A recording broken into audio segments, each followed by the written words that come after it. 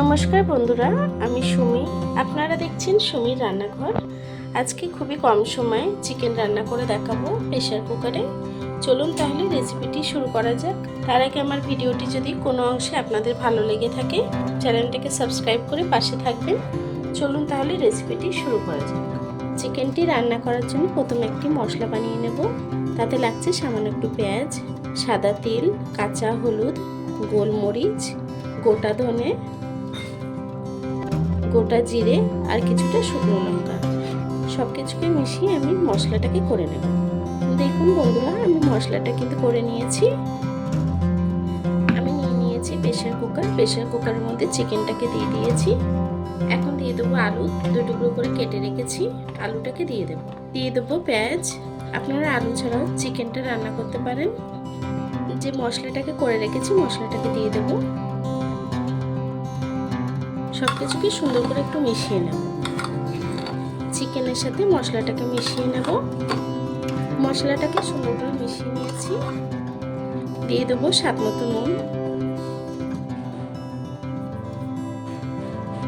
দিয়ে দেবো কিছুটা টক দই, দিয়ে দেবো কিছুটা সর্ষের তেল।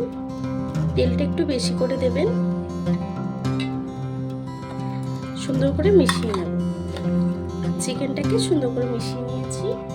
এখন ঢাকনাটাকে আটকে দেবো। আমি কিন্তু কোনো রকম জল অ্যাড করিনি। আমি 10 মিনিট চিকেনটাকে রেস্টে রাখবো। 10 মিনিট হয়ে গেছে। এখন আমি বসিয়ে দেবো।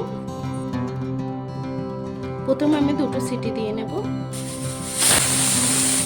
2টো সিটি পড়ে গেছে। এখন আমি প্রেসার কুকারটাকে খুলে নেব। ঢাকনাটাকে খুলে নেব। দেখুন চিকেনটা কিন্তু 50% কুক হয়ে গেছে। এখন আমি জল অ্যাড করব। দিয়ে দেবো সামান্য একটু কাশ্মীরি লঙ্কার গুঁড়ো, এটা কালারের জন্য। আপনারা না পছন্দ করলে স্কিপ করতে পারেন। আমি 2 চামচ দিয়ে দিলাম। এখন দিয়ে দেবো জল। ঝোলটা যতটা রাখবেন সেই অনুযায়ী জলটা অ্যাড করবেন। জলটাকে দিয়েও আমি একটু নেড়ে ছেড়ে দেবো। আমি ঢাকনার সিটিটা খুলে নিয়েছি। এখন এইভাবেই উপর থেকে ঢাকনাটা লাগিয়ে রান্না করে নেব। দেখুন বন্ধুরা, আমি কিছুক্ষণ রান্না করে নিয়েছি। ঝোলটাও টেনে এসছে।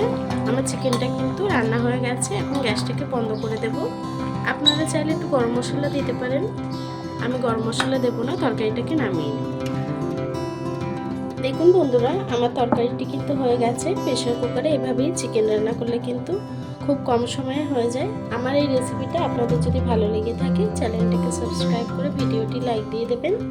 আর এতক্ষণ ধরে আমার ভিডিওটি দেখার জন্য আপনাদেরকে অসংখ্য ধন্যবাদ।